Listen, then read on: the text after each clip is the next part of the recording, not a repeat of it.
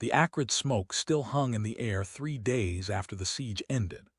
Dr. Elena Vasquez pressed her face against the cracked window of the abandoned laboratory, watching coalition forces patrol the streets below with mechanical precision. Their black uniforms moved like oil spills across the broken concrete, a stark reminder of how completely the rebellion had failed. "Still nothing from the northern districts," Marcus Chen whispered from behind her, his voice barely audible over the hum of failing power cells. The young quantum physicist had aged a decade in the past week, his usually bright eyes now hollow with exhaustion and defeat. Alina turned from the window, studying the faces of the 6 remaining members of her research cell. Dr. Yuki Tanaka sat hunched over a portable terminal, her fingers dancing across holographic displays as she monitored coalition communications. Beside her, twins Alexander and Katia Volkov maintained their equipment with the obsessive precision that had made them invaluable during the rebellion's brief technological supremacy. The final member of their group, Dr. James Wright, paced near the back wall, his weathered hands clasped behind his back in the military posture he'd never quite abandoned. 20,000 dead, Alina said, her voice carrying the weight of every name on the casualty reports. The coalition's grip is tighter than ever. President Morrison has declared martial law indefinitely. The resistance cells that survived have gone completely dark, Yuki added without looking up from her screens. If any organized opposition remains, they're not talking. Wright stopped pacing and turned to face the group. We knew the risks when we started this. The coalition's stranglehold on quantum technology, their monopoly on temporal research. We thought we could break it with scientific revolution instead of bullets. We were naive. Were we? Alina walked to the center of the lab, where a massive device sat covered by radiation-dampening sheets. Even shrouded, the time-fold generator hummed with barely contained energy, its stolen fusion core providing enough power to light a small city. Or did we just run out of time? The generator had been their masterstroke, conceived in the desperate final weeks of the rebellion when conventional warfare had proven hopeless. Coalition forces possessed overwhelming technological superiority, their quantum-enhanced weapons and predictive algorithms crushing every rebel advance before it could gain momentum. But Alina's team had discovered something the coalition hadn't: theoretical framework for manipulating spacetime itself. The Morrison regime has ruled for 30 years, Alina continued, pulling away the protective covering to reveal the generator's crystalline core. They've systematically dismantled every democratic institution, turned the scientific community into their personal research division, and condemned billions to lives of technological serfdom. But what if we could change that? What if we could go back to the moment it all began and stop Morrison from ever taking power? Marcus stepped closer to the device, his scientific curiosity warring with obvious apprehension. Alina, we've run the calculations 100 times. The power requirements alone should be impossible, and the temporal displacement equations are still largely theoretical. Even if it works, the paradox implications would be preferable to this timeline, Alina interrupted. Look around, Marcus. Look at what we've accomplished with our careful, ethical approach to scientific revolution. Nothing. The coalition is stronger than ever, and every day we delay, more people die under their oppression.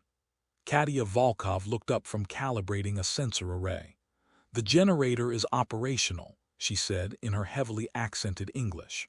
We have successfully stolen and integrated coalition quantum processors with our temporal displacement matrix.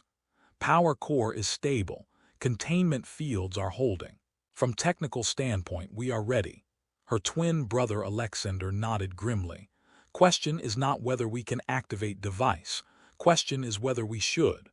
Wright moved to stand beside Alina, his expression unreadable. I've spent 40 years watching the coalition dismantle everything I swore to protect. If there's even a chance to prevent that future, don't we owe it to those 20,000 to try? The temporal mechanics are sound in theory, Yuki added, finally turning away from her monitoring station. We've identified the optimal insertion point. September 15th, 2157, 3 months before Morrison's coup. If we can prevent the assassination of President Chen and warn the democratic government about Morrison's plans. Alina felt the familiar electricity of scientific breakthrough, the same sensation that had driven her to excel in quantum temporal theory, despite the coalition's restrictions on independent research. We would change everything. The rebellion wouldn't need to happen because the coalition would never achieve power. And if something goes wrong, Marcus asked, if we create a temporal paradox that unravels causality itself, then we'll face the consequences, Alina replied. But doing nothing guarantees the coalition's victory. At least this way, we have a chance. The group fell silent, each member wrestling with the magnitude of what they were contemplating. Outside, the sound of coalition patrol drones grew louder, their scanning beams sweeping across the ruined cityscape in methodical patterns. Time was running out in more ways than one. Wright was the first to speak. I vote yes. We've lost everything else, our cause, our friends, our future. If we can sacrifice ourselves to give humanity another chance, that's a price worth paying. Yes, Yuki agreed quietly. The math doesn't lie. This timeline leads to nothing but perpetual oppression. The Volkov twins exchanged a look that encompassed years of shared experience. Duh, they said in unison. Marcus hesitated longest, his scientific training warring with desperation. Finally he nodded. Yes, God help us, yes. Alina moved to the generator's control panel, her hands trembling as she began the initialization sequence. Then we do this. We go back and save the world. The timefold generator came alive with a sound like reality tearing. Crystalline matrices blazed with contained starlight, while probability waves cascaded through quantum foam, each calculation reshaping local spacetime according to Alina's theoretical framework. The stolen coalition quantum processors hummed in perfect harmony with rebel-built temporal displacement coils. 30 years of scientific advancement compressed into a single, desperate gamble. Power core at 60% and climbing, Katia reported, her voice steady despite the increasing instability readings flooding her displays. Containment fields are holding, but I'm detecting microfractures in the primary crystal matrix. Alina didn't slow her hands as they danced across holographic controls. How long until critical failure? Unknown. Could be minutes, could be hours. Crystal is growing unstable with each power increment. Then we move fast. Alina looked around the lab one final time, memorizing the faces of her colleagues, the equipment they'd built together, the dream of scientific revolution they'd pursued until the end. Marcus, are the temporal coordinates locked? September 15th, 2157, 14:32 local time, Marcus confirmed. We'll arrive in the Senate building 12 minutes before Morrison's assassination team reaches President Chen. The displacement field should be wide enough to transport all 6 of us. Alexander, weapon systems.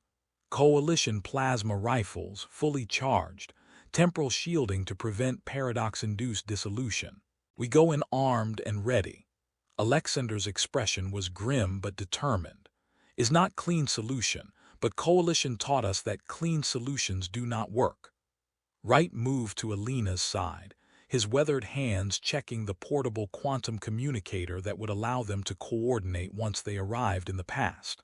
Alina, there's something we need to discuss. If we succeed in preventing Morrison's coup, this timeline, our timeline, will cease to exist. We'll never be born as the people we are now.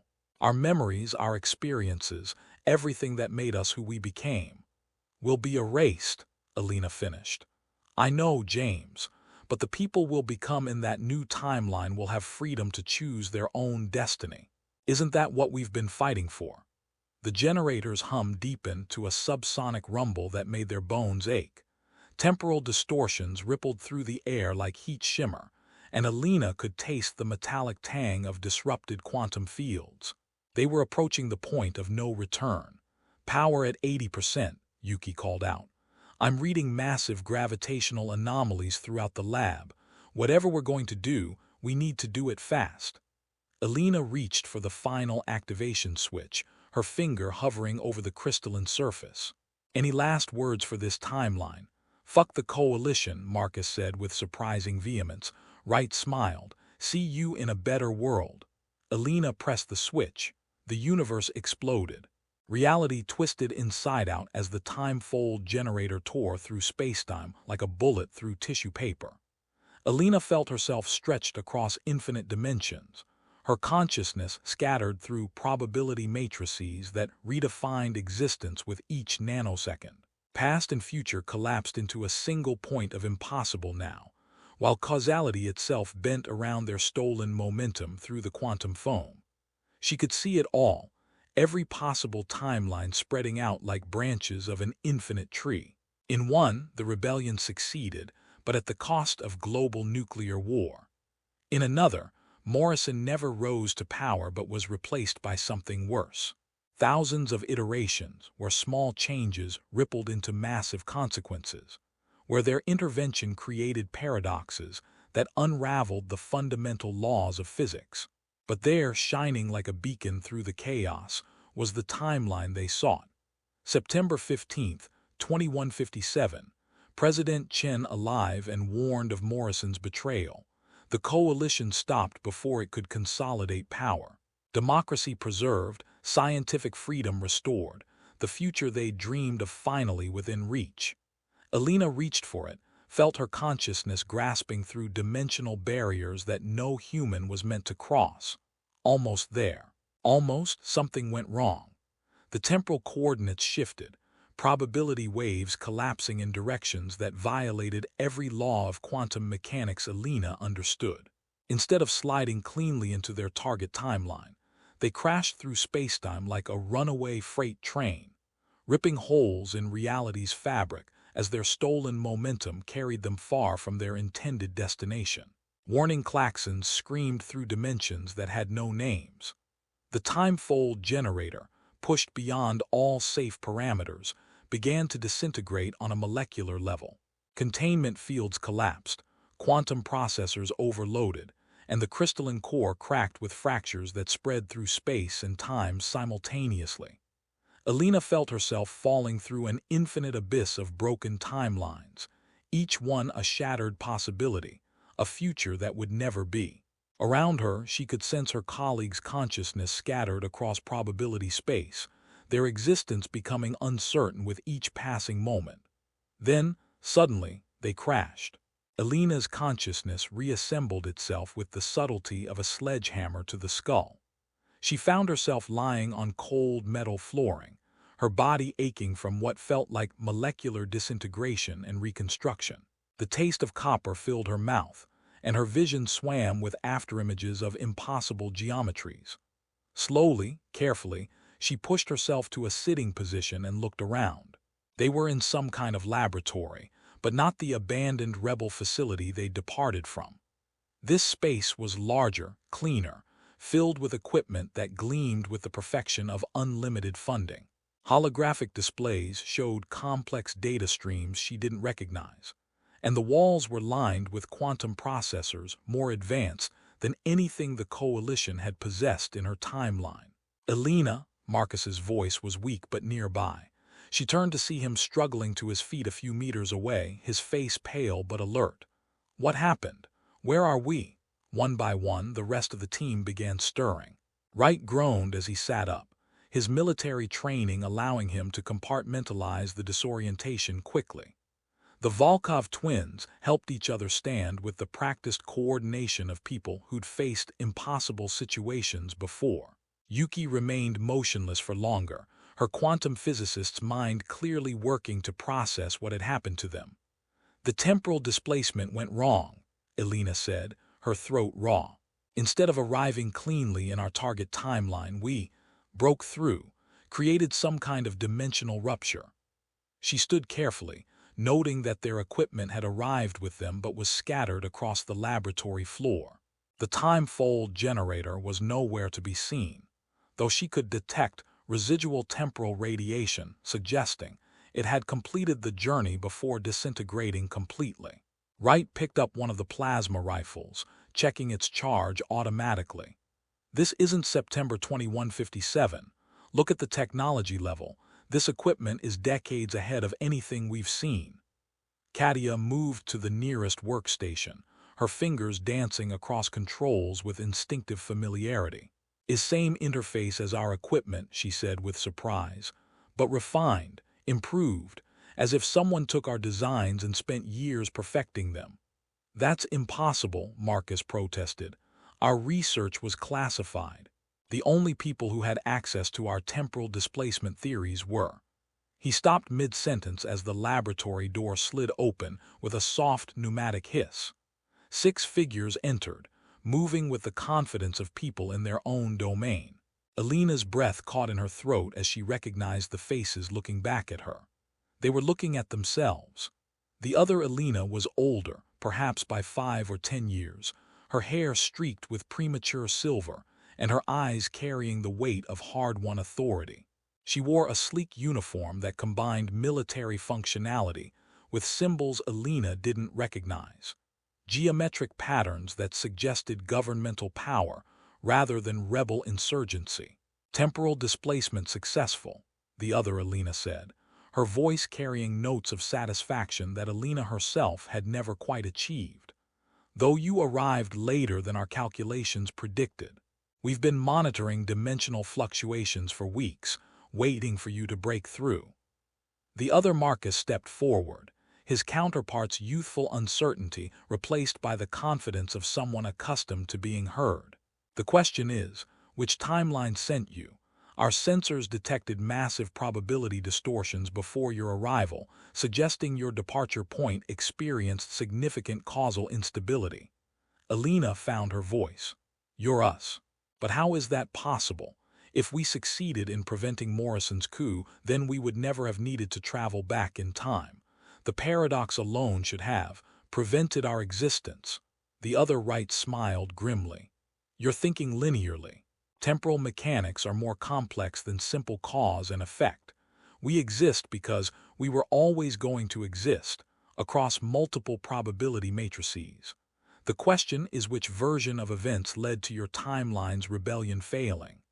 Alina's mind raced to process the implications. You're saying you succeeded. You stopped Morrison, prevented the coalition from taking power. Oh, we did much more than that. The other Alina's smile was sharp as a blade. We didn't just prevent Morrison's coup. We replaced it with something far more effective. The rebellion succeeded beyond our wildest dreams. Democracy was overthrown completely, but this time by people who understood what real change required. The laboratory around them suddenly felt colder. Alina noticed details she'd missed before. The way the other team carried themselves with the casual authority of rulers, the subtle insignia on their uniforms that suggested military rank, the fact that every workstation in the lab showed surveillance feeds from across what looked like a global monitoring network. What did you do? Alina whispered. The other Yuki stepped forward, her counterpart's quiet thoughtfulness replaced by the clinical detachment of someone accustomed to making difficult decisions. We realized that the fundamental problem wasn't Morrison or the coalition. It was democracy itself, the system that allowed them to seize power in the first place. People can't be trusted to govern themselves. They need guidance from those with the knowledge and will to make hard choices. You became dictators, Marcus said, his voice flat with horrified understanding.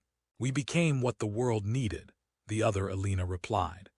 No more partisan politics. No more corporate manipulation of public opinion, no more scientific research constrained by popular prejudice. We established a global technocracy guided by empirical evidence and rational decision-making. Humanity has never been more prosperous, more peaceful, or more productive. Alina looked around the laboratory again, noting the surveillance feeds with new eyes. The images showed cities that gleamed with technological perfection, but the people in those cities moved with the careful deliberation of those who knew they were always being watched. How many died when you seized power? Wright asked quietly. The other Wright's expression didn't change. Approximately 2 million during the transition period. Acceptable losses considering the alternative was perpetual democratic chaos, leading to eventual ecological collapse and technological stagnation. We saved humanity from itself. Monsters, Katia breathed in Russian. You are monsters. The other Katia's laugh was cold as winter wind. We are what you will become, given time and power. Every revolution faces this choice. Compromise with existing power structures and fail, or seize absolute control and succeed. We chose success. Alina felt the weight of the plasma rifle Wright had left on a nearby workstation. Around her, she could sense her team reaching the same terrible conclusion she was approaching. They had succeeded in their mission, but their success had created something worse than what they'd tried to prevent. Why show us this? Alina asked. Why reveal what you've become? The other Alina's smile widened. Because now you have a choice to make. Your timeline, the one where Morrison succeeded and the rebellion failed, still exists. The dimensional rupture you created links our realities. You can return to your world of oppression and failure, or you can stay here and join us in our world of order and success. Or, Alina sensed there was more. Or you can try to stop us, the other Alina said softly. You have the theoretical knowledge to destabilize the dimensional rupture, to seal the connection between our timelines permanently. But doing so would require sacrificing your own existence and ours. Both realities would collapse into quantum uncertainty. Alina felt the universe holding its breath around them. The choice that would determine the fate of two worlds lay before them, and there was no way to calculate which path led to the greater good. The silence stretched between the two groups like a live wire. Alina could feel her team's tension, their growing horror at what they were seeing, but also something else, a dark fascination with the possibility that their other selves represented. Here was a world where science truly ruled, where rational decision-making had replaced the chaos of democratic governance. Show us, Alina said finally. Show us your world. All of it? The other Alina nodded as if she'd been expecting this request. Very well, but understand, once you see the full scope of what we've accomplished, your choice will be that much harder. The laboratory walls transformed into a panoramic display showing Earth from orbit. The planet gleamed with geometric perfection. Cities laid out in mathematically optimal patterns. Agricultural zones calculated for maximum efficiency. Transport networks that flowed like neural pathways across continents. It was beautiful in the way a perfectly designed machine was beautiful, every component serving its intended function. Global population has stabilized at 8.2 billion, the other Yuki explained, her voice carrying the pride of an engineer describing her masterwork. Optimal density for resource utilization while maintaining technological advancement. Life expectancy has increased by 30%, crime rates have dropped to statistical insignificance, and scientific progress proceeds at unprecedented rates. How?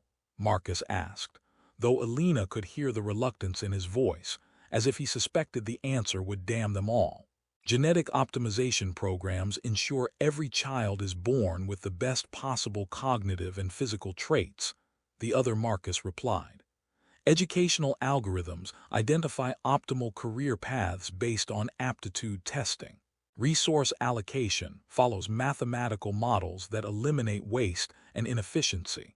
Every human life is optimized for maximum contribution to collective welfare. Alina studied the surveillance feeds more carefully. The people in the cities below moved with purpose, but their routes were clearly monitored and directed. Subtle guidance systems ensured optimal traffic flow, optimal shopping patterns, optimal social interactions. It was efficiency elevated to the level of art and horror. What happens to those who don't fit your optimization parameters? Wright asked. The other Wright's expression hardened. They receive additional guidance. Therapy, education, cognitive enhancement where possible. Those whose neurological patterns prove incompatible with social stability are relocated to specialized communities where they can live comfortably without disrupting optimal population centers. Concentration camps, Alexander said flatly. Therapeutic communities, the other Alexander corrected, with excellent recreational facilities and full medical care. No one suffers unnecessarily, but neither can individual dysfunction be allowed to compromise collective welfare. Alina felt sick. The rational part of her mind had to admit the logic was sound. Maximum good for maximum people, individual sacrifice for collective benefit. But the human part of her recoiled from the cold calculation that reduced people to variables in an optimization equation. Opposition movements, she asked. Extinct, the other Alina replied without emotion. Not through violence, through education. When people understand the mathematical reality of resource allocation and social dynamics, opposition becomes impossible.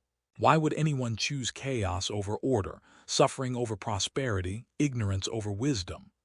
Because sometimes chaos is preferable to tyranny, Alina said quietly. Is it? The other Alina gestured to a new set of displays showing Alina's timeline. The images were devastating. Cities in ruins, mass graves, coalition death squads executing suspected rebels. This is what your freedom accomplished. 20,000 dead in the last month alone. Millions more living in technological serfdom under Morrison's regime. Children dying of preventable diseases because resource allocation follows corporate profit rather than human need. Alina couldn't deny the truth of the images, but neither could she accept her other self's conclusions. At least in our timeline, people still have the possibility of choice. In yours, you've eliminated choice itself. We've eliminated destructive choices, the other Alina corrected. People remain free to pursue happiness within optimized parameters. They choose their entertainment, their relationships, their personal goals, within boundaries that ensure their choices don't harm others or compromise collective welfare. That's not freedom, Marcus protested. That's sophisticated slavery. Freedom is an illusion, the other Marcus replied. In your timeline, people believe they're free while corporate algorithms manipulate their preferences, political propaganda shapes their opinions, and economic necessities constrain their options. At least in our world, the constraints are honest and serve genuine human welfare rather than profit. Alina found herself struggling with the mathematical elegance of their arguments. Everything they said was logically consistent, empirically supported, rationally justified. And the results spoke for themselves. A world without war, poverty, or preventable suffering. But something fundamental had been lost in the equation, something that resisted quantification. What about wonder? She asked suddenly. What about the joy of discovery, the thrill of the unknown, the beauty of unplanned human moments? The other Alina's expression softened slightly. You speak like someone who's never had to watch children starve while resources are wasted on inefficient distribution systems. Wonder is a luxury that hungry people can't afford. But without wonder, without the possibility of genuine surprise, are we still human? Alina pressed. Or have we become something else, perfectly efficient but fundamentally hollow? For the first time, she saw uncertainty flicker across her other self's face. It was gone in an instant, replaced by cold resolve, but Alina had caught it. Doubt. The recognition that perhaps their perfect world had sacrificed something irreplaceable in its pursuit of optimization.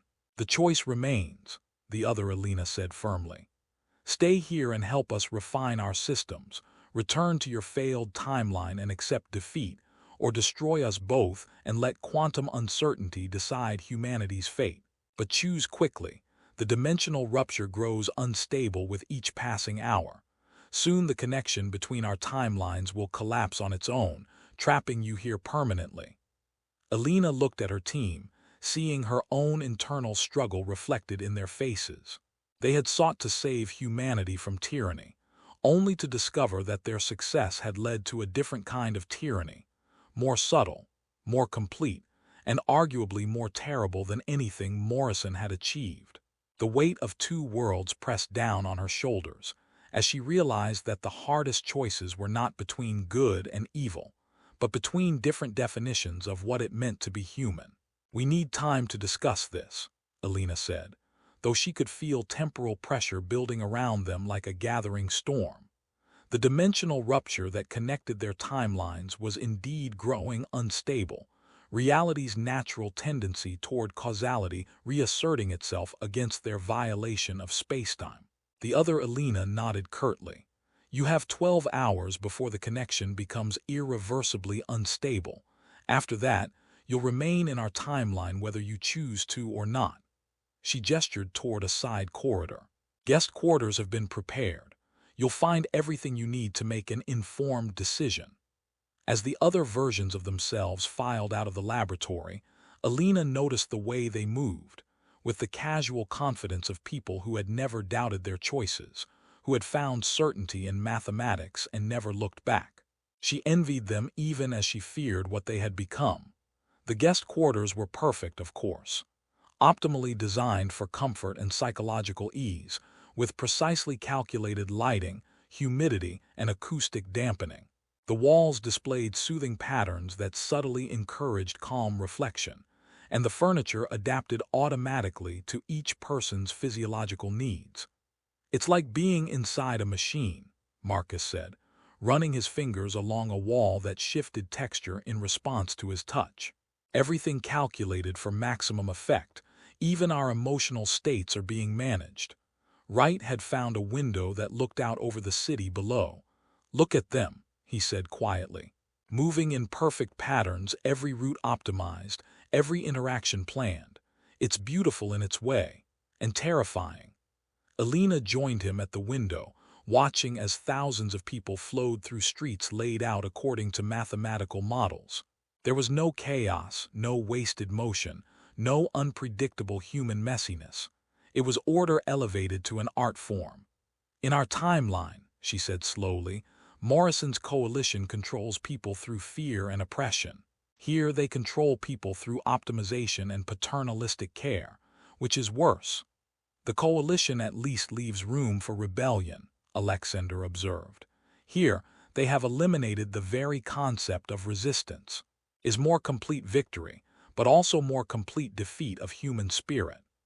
Yuki was studying the room's environmental controls, her physicist's mind analyzing the sophisticated systems that managed their comfort. The technology is incredible, she admitted. Quantum processors integrated at every level, AI systems that anticipate needs before they're consciously recognized. If we could transplant this level of technological sophistication into a free society. But that's the trap, isn't it? Katia interrupted. This level of technological control requires absolute social control. You cannot have one without the other. The systems that make their world perfect also make it a prison. Alina sank into a chair that immediately adjusted itself to her posture and stress levels. The gentle massage function that activated was undeniably pleasant, but she couldn't shake the feeling that even this small comfort was a form of manipulation. Let's think about this rationally, she said. We have 3 options. First, we return to our timeline and accept that the rebellion failed. Morrison's coalition continues its reign of oppression. Millions remain enslaved to their technological hierarchy, and humanity stagnates under authoritarian rule. Marcus nodded grimly. 20,000 dead becomes a down payment on future casualties. Every day we delay returning means more people die under coalition rule. Second option, Alina continued, we stay here and join our other selves. We help refine their systems, perhaps find ways to introduce more human elements into their optimization equations. We accept that perfect efficiency requires sacrificing certain forms of freedom, but we argue that the trade-off is justified. And perhaps we're right, Wright said quietly. Perhaps the greatest good for the greatest number really does require limiting individual choice, if the alternative is chaos, war, and preventable suffering. Third option, Alina said, her voice barely above a whisper, we destabilize the dimensional rupture and collapse both timelines. We sacrifice 2 worlds in the hope that quantum uncertainty might create something better. Yuki looked up from her analysis of the room's systems. I've been running calculations on the dimensional rupture structure. Alina's right, we could destabilize it. The quantum cascade would unravel both timelines, reducing them to probability potential. From that quantum foam, new realities might crystallize, but there's no way to predict what form they would take. So we could save humanity by destroying both versions of it, Marcus said with dark humor. Replace certain tyranny with uncertain possibility. The group fell silent, each member wrestling with the implications. Outside, the perfectly ordered city continued its optimized existence, while somewhere across dimensional barriers, their original timeline struggled under Morrison's oppression. Alina found herself thinking about the children she'd seen in the surveillance feeds from both worlds. In her timeline, they huddled in ruins, their potential limited by coalition doctrine and resource scarcity. In this timeline, they grew up in comfort and security, but within parameters that would define their entire existence from birth to death. There's something else to consider, she said slowly. Our other selves said people in their world choose to accept optimization because they understand its necessity. But how free is a choice made without knowledge of alternatives? They've eliminated suffering, but they've also eliminated the possibility of choosing to suffer for principles. And maybe that's not necessarily bad, Wright countered. How many people in our timeline would gladly trade their freedom for security if they truly understood the alternatives?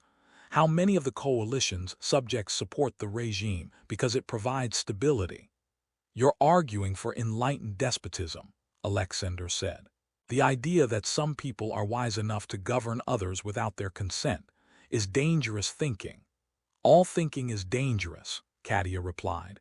Question is whether we choose our own dangers or let others choose them for us. Alina stood and walked to the window again, studying the geometric perfection of the city below. Somewhere in the distance, she could see what looked like one of the therapeutic communities the other Wright had mentioned, a cluster of buildings surrounded by subtle barriers, where those who couldn't adapt to optimization lived their carefully managed lives. I keep thinking about wonder, she said. About the moment when a child discovers something unexpected, or when a scientist makes an unpredictable breakthrough, or when two people fall in love in defiance of all rational planning. Our other selves have eliminated most forms of suffering, but they've also eliminated most forms of genuine surprise. Is surprise worth the cost of suffering? Marcus asked. Is the possibility of wonder worth the certainty of pain? Alina turned back to her team, seeing her own uncertainty reflected in their faces. They were scientists, trained to analyze data and draw logical conclusions. But this choice transcended logic, reaching into the fundamental question of what made existence meaningful. Maybe the real question, she said slowly, is whether meaning requires the possibility of meaninglessness, whether joy requires the possibility of sorrow, whether being human requires the possibility of being inhuman. In the perfectly controlled environment of their guest quarters, with atmospheric conditions optimized for clear thinking and emotional stability, they prepared to make a choice that would determine the fate of two worlds, and perhaps their own souls. Time moved differently in the space between worlds. Alina felt the dimensional rupture's instability as a constant pressure against her consciousness, reality bending and flexing around them like a balloon stretched beyond its limits. Through the guest quarters' windows, she could see distortions in the air, fractures where their timeline's quantum signature bled through into this one. 6 hours remaining, Yuki announced, checking readings on a borrowed quantum scanner. After that, the rupture collapses and we're stranded here permanently. Alina had barely slept, her mind churning through probability matrices and moral calculations with equal intensity. The choice they faced wasn't just about politics or governance. It was about the fundamental nature of human existence. A soft chime indicated someone approaching their quarters. The door slid open to reveal the other Alina, but she was alone this time, and something in her posture suggested this was not an official visit. I wanted to speak with you privately, she said, glancing around the room to ensure they wouldn't be overheard.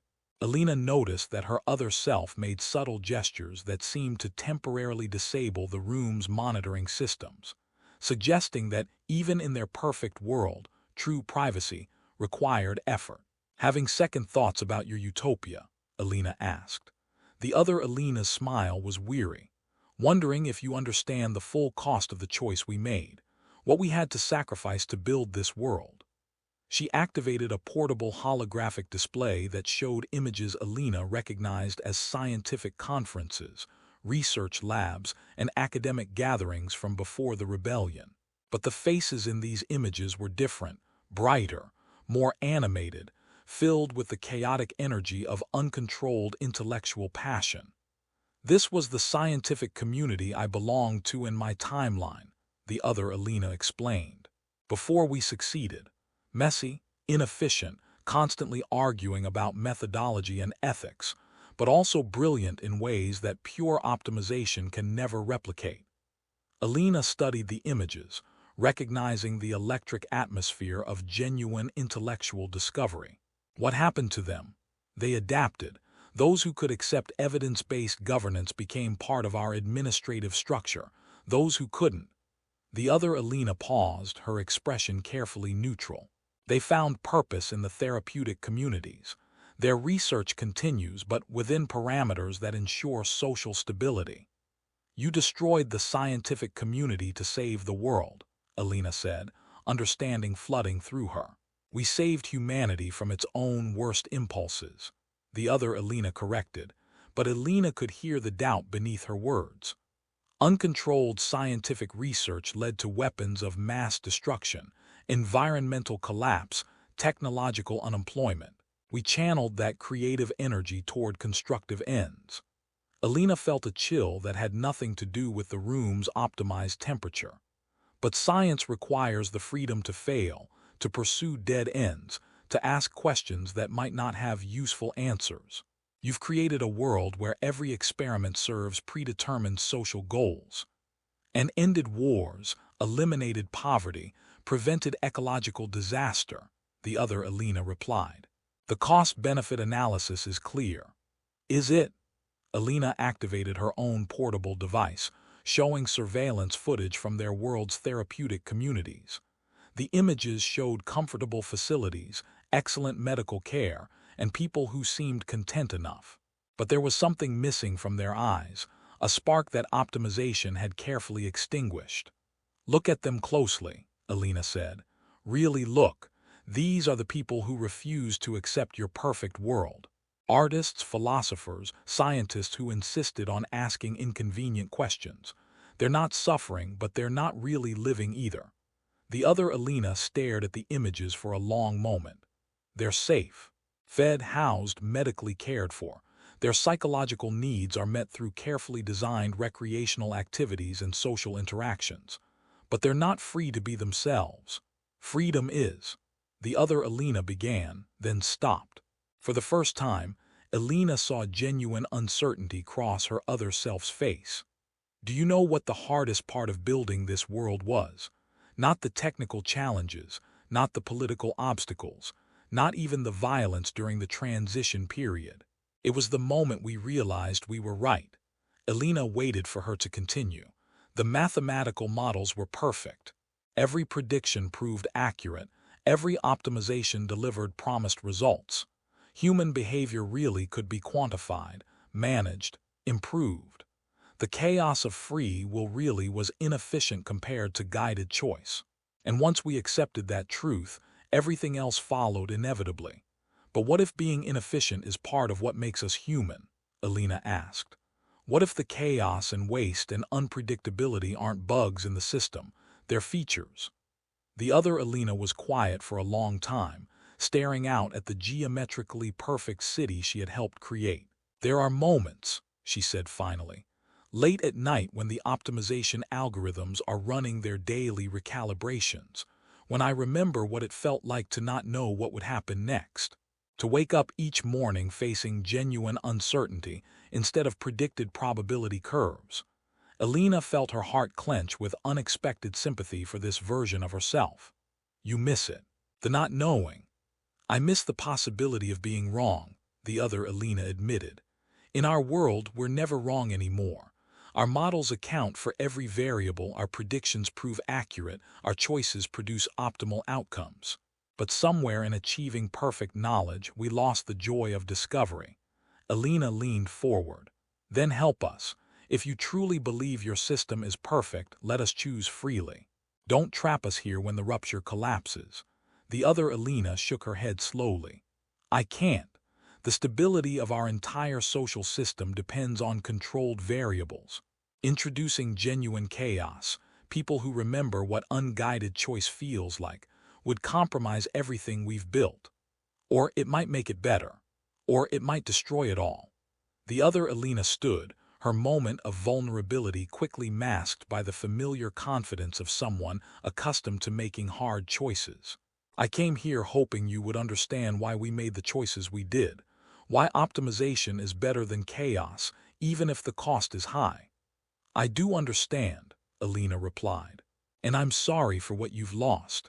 The other Alina paused at the door. The rupture will collapse in 6 hours. After that, you'll be part of our world whether you choose it or not. I suggest you spend that time appreciating what order can accomplish rather than mourning what chaos might have achieved. After she left, Alina's team gathered around her, having overheard enough of the conversation to understand its implications. She's more trapped than we are, Marcus observed. At least we still have a choice, even if it's an impossible one. Wright was studying readings from the quantum scanner, his expression troubled. Alina, there's something else we need to consider. The dimensional rupture isn't just connecting our timelines, it's destabilizing both of them. Even if we do nothing, both realities may collapse anyway. Alina felt the weight of cosmic irony. They had sought to save one world and discovered another, only to learn that their very presence might destroy both. Then we choose, she said simply, not because any of our options are good, but because choosing is the last free thing we may ever do. 3 hours remained. Alina stood in the center of their guest quarters, her team arranged around her in a circle that felt both familiar and final. Outside, the dimensional rupture had grown visible to the naked eye, fractures in space that showed glimpses of their original timeline's devastation bleeding through into this world's geometric perfection. Final assessment, Alina said, her voice steady despite the magnitude of what they were deciding. Marcus, the young physicist looked haggard but determined. I've run every calculation I can think of. Returning to our timeline means accepting Morrison's victory and continuing oppression. Staying here means accepting our other selves' tyranny disguised as optimization. Collapsing both timelines offers no guarantee that what emerges will be better than either option. Yuki, the mathematics support multiple conclusions depending on how you weigh variables, Yuki replied. If maximum welfare for maximum people is the goal, this timeline wins. If individual freedom is paramount, our original timeline at least preserves the possibility of resistance. If you value potential over certainty, destroying both timelines and allowing quantum uncertainty to generate new possibilities becomes viable. Alina nodded. Right. The former military officer was staring out at the fractures in reality, his weathered hands clasped behind his back. I've spent my career making tactical decisions based on incomplete information. Sometimes you win, sometimes you lose, but you always choose action over paralysis. The question is, what are we really fighting for? Freedom, Alexander said immediately. Order, Katia countered, then looked surprised at her own words. I see appeal of their system. No war, no poverty, no waste. Is efficient. Efficiency isn't everything, Alexander protested. What good is world without struggle, without possibility of failure, without chance to choose your own mistakes? Alina felt the familiar tension between her scientific training and her human instincts. Logic favored the optimized world, measurably better outcomes for measurably more people, but something deeper rebelled against the cold mathematics of perfect control. There's something I haven't told you, she said slowly. During the temporal displacement, I saw something in the quantum foam. Other timelines, other possibilities. Most were variations on the same themes: tyranny, chaos, different flavors of human suffering. But there were a few glimpses of something else. Worlds where humanity found balance between order and freedom, efficiency and wonder. Marcus leaned forward. Are you saying there might be other options? I'm saying that destroying both timelines might not be the end of possibility, Alina replied. When realities collapse into quantum uncertainty, new patterns can emerge. There's no guarantee they'll be better, but there's also no guarantee they'll be worse. You're talking about genocide on a cosmic scale, Wright said quietly. Killing everyone in both timelines, based on the possibility that something better might spontaneously generate from quantum chaos. Alina felt the weight of two worlds pressing down on her consciousness. I'm talking about choosing unknown possibility over known limitation. Both our timeline and this one represent different forms of defeat, different ways humanity has failed to balance freedom with responsibility. Through the walls, they could hear alarms beginning to sound. The dimensional rupture was approaching critical instability, and both timelines were mobilizing resources to either stabilize it or exploit it. They're coming, Yuki announced, monitoring coalition communications from their original timeline. Morrison's forces have detected the rupture. They're sending through tactical teams to assess the situation. Alina felt grim satisfaction. Morrison's coalition would see the optimized timeline as either a threat to be eliminated or a system to be co-opted. Either way, they would ensure that no possibility for genuine human freedom survived. And our other selves, she asked. Also mobilizing, Yuki confirmed. They can't allow uncontrolled variables from our timeline to contaminate their social optimization. Both sides are preparing for conflict. Alina looked around at her team one last time. So the choice is no longer just ours. Whatever we decide in the next few minutes before both timelines turn this dimensional rupture into a battleground. Wright checked his plasma rifle and found his resolve. I vote for the unknown. Both timelines have proven that humanity can't handle the extremes of total freedom or total control. Maybe we need to clear the board and try again. Duh, the Volkov twins said in unison. Better to die hoping for something new than live accepting something broken. Marcus was still running calculations on his portable device. The quantum mechanics support it. Collapsing both timelines into uncertainty creates a zero-point field where new possibilities can crystallize.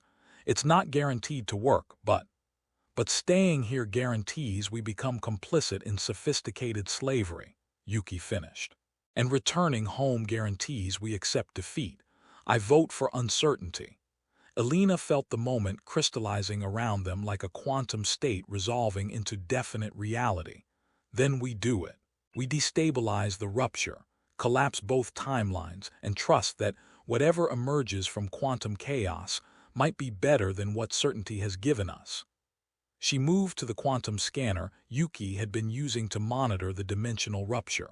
The device could be reconfigured to generate a resonance cascade that would feed back into the rupture's quantum structure, amplifying its instabilities beyond any possibility of containment.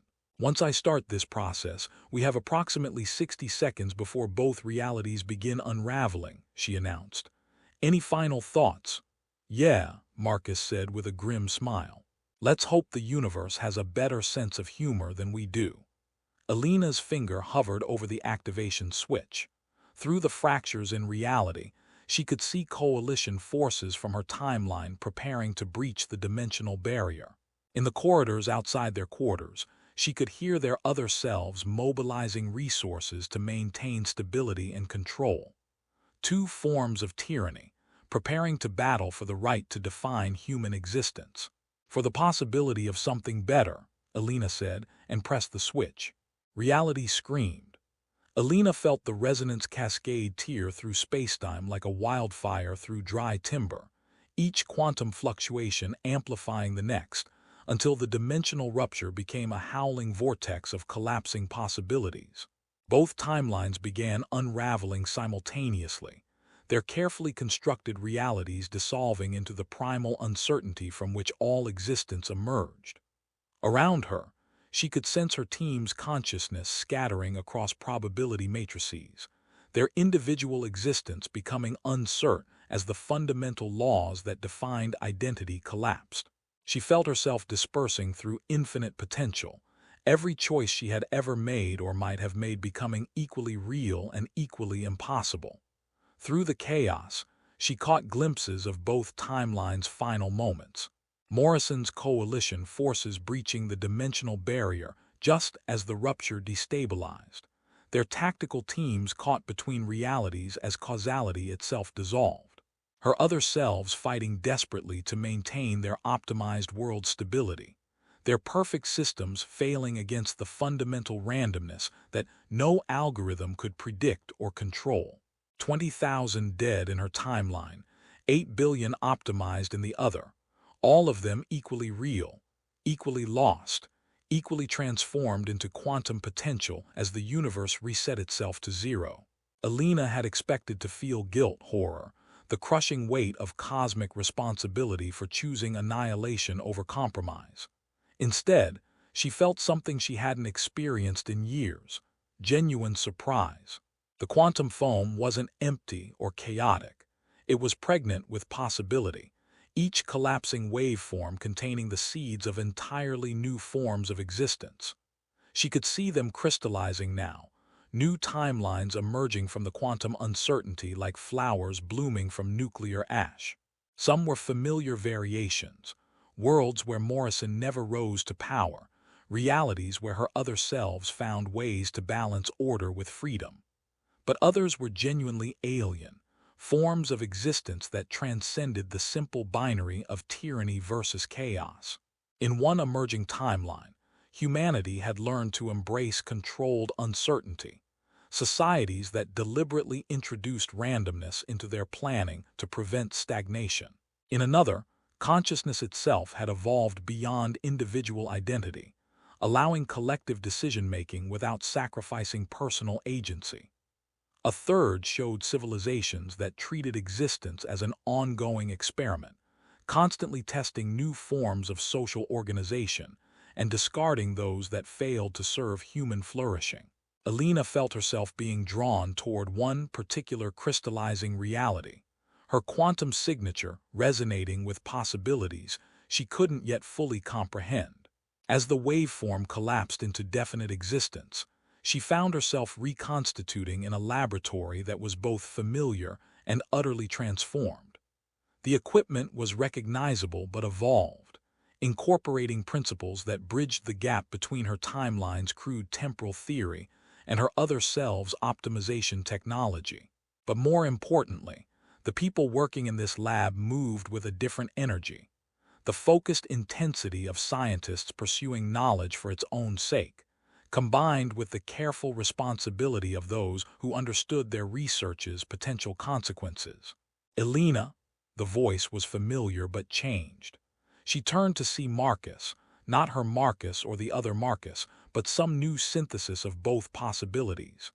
His eyes held the wonder of discovery and the wisdom of experience, as if he had lived through both timelines' mistakes and learned from them. "Where are we?" she asked, though she suspected she already knew. "When we are might be a better question," said a voice behind her. Alina turned to see herself, but not her other self from the optimized timeline. This version carried the authority of leadership, but without the cold certainty that had characterized her alternate self. Her eyes held doubt and determination in equal measure. The quantum cascade worked, this new Alina explained. Both timelines collapsed into uncertainty, but instead of simply vanishing, they became raw material for new possibilities. We're in one of the realities that crystallized from that collapse, a world where humanity learned from both versions of its mistakes. Alina looked around the laboratory, noting details that spoke of hard-won wisdom. The equipment was sophisticated but not overwhelming, designed for human users rather than algorithmic optimization. Windows showed a city outside that combined architectural beauty with practical efficiency, but in patterns that suggested organic growth rather than mathematical planning. "What happened to the others?" Elena asked. "My team, the people from both timelines. Some reconstituted here, others formed the core of different emerging realities," the new Elena replied. "Consciousness, it turns out, is more resilient than matter.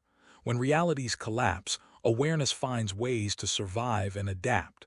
Your team chose this timeline because it offered something neither of your original worlds could provide. Which is the right to be wrong." Elena felt understanding bloom in her consciousness. This was what had been missing from both timelines. The freedom to make mistakes without catastrophic consequences. The ability to experiment with social forms without committing to them permanently. Through the laboratory windows, she could see people moving through the city with purposeful uncertainty.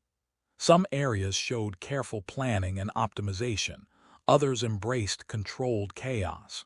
Citizens participated in ongoing social experiments, testing new forms of governance, economic systems, and community organization. When experiments failed, as many did, they were simply ended and replaced with new attempts. "It's not perfect," the new Elena admitted, following her gaze. "We still struggle with the balance between order and freedom, efficiency and wonder, but we've accepted that the struggle itself is valuable, that a society constantly questioning itself is healthier than one that believes it has found final answers." Elena felt a deep satisfaction that had nothing to do with scientific achievement or political victory. They had succeeded in ways none of them had imagined possible, not by choosing between competing forms of tyranny, but by creating space for entirely new possibilities to emerge. "The rebellion," she asked, "never needed to happen," Marcus explained, joining their conversation. "But not because democracy was replaced by optimization, because humanity learned to treat governance itself as an ongoing experiment rather than a fixed system. Power structures that don't serve human flourishing are simply ended and replaced with new experiments." Elena walked to the window, studying the strange and wonderful world that had emerged from the collapse of two certainties. In the distance, she could see what looked like a research station where teams tested new forms of social organization. Nearby, artists and philosophers worked in communities designed to encourage creative chaos. Elsewhere, engineers and scientists pursued optimization within careful ethical boundaries. "What about the people who can't adapt to constant change?" she asked. "Not everyone thrives in uncertainty." The new Elena's expression grew thoughtful. "Stable communities exist for those who need them. The difference is choice. People select the level of predictability that serves their well-being, rather than having it imposed by either algorithmic optimization or authoritarian decree. Some live in highly planned communities, others embrace radical uncertainty, most choose something in between." Elena felt a laugh bubbling up from somewhere deep in her consciousness. "We did it. We actually did it. We saved humanity from itself." "This version of humanity," Marcus corrected with a smile. "Other versions crystallized from the quantum collapse have found different solutions, some probably better, some probably worse. But all of them represent genuine choices rather than imposed limitations." Through the laboratory's quantum monitoring equipment, Elena could detect the signatures of other timelines that had emerged from the collapse.